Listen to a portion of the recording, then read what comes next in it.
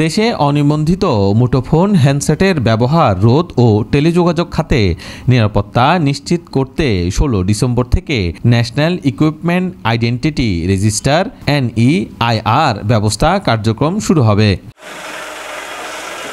আজ বৃহস্পতিবার বাংলাদেশ টেলিযোগাযোগ নিয়ন্ত্রণ কমিশন BTRC জানিয়েছে, এই ব্যবস্থার মাধ্যমে মোবাইল নেটওয়ার্কে নিবন্ধনহীন, চুরি হওয়া বা অননুমোদিতভাবে আমদানি করা ফোন ব্যবহার করা যাবে না।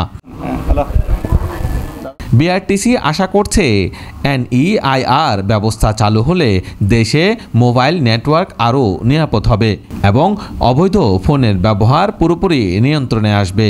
তবে বর্তমান বৈধ ফোন ব্যবহারকারীদের কোনো সমস্যা হবে না।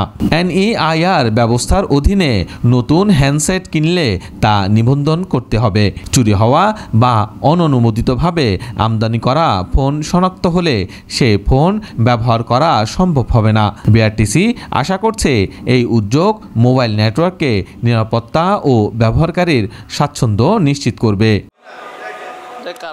তারাচরণ টিপু, বাংলাদেশ লাইভ।